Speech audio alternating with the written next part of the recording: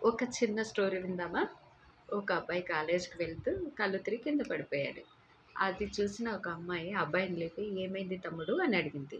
"అక్క, ఇంట్లో తినడానికి ఏం లేవక్క. అందుకే ఏం తినకుండా కాలేజ్‌కొచ్చేసాను" అన్నాడు. అప్పుడు ఆ అమ్మాయి తన దగ్గర ఉన్న లంచ్ బాక్స్ తీసి ఆ అబ్బాయికిచ్చింది. అందులో బిర్యానీ ఉంది. ఆ అబ్బాయి చాలా ఇష్టంతో కడుపు నిండా తిన్నాడు. తర్వాత కొన్ని ఇయర్స్ తర్వాత ఆ అమ్మాయికి చాలా రేర్ డిసీజ్ వచ్చింది. ట్రీట్‌మెంట్ కోసం ఇంట్లో వాళ్ళందరూ చాలా డబ్బులు ఖర్చు పెట్టారు. తర్వాత ట్రీట్‌మెంట్‌కి డబ్బులు లేక ఆ అమ్మాయిని వేరే హాస్పిటల్‌లో జాయిన్ చేసి వాళ్ళ ఫ్యామిలీ అందరూ వదిలేసి ఎళ్ళిపోయారు. ఆ అమ్మాయికి ట్రీట్‌మెంట్ జరిగింది. ఆ అమ్మాయి చాలా హెల్తీగా ఉంది. ఈలోపు నర్సొచ్చి బిల్ ఇచ్చింది. ఆ అమ్మాయి భయపడుతుంది. డబ్బులెలా కట్టాలి? నా దగ్గర డబ్బులు లేవే. అసలు బిల్ ఎంతయిందా అని ఓపెన్ చేసి చూసింది. అందులో ఇలా ఉంది.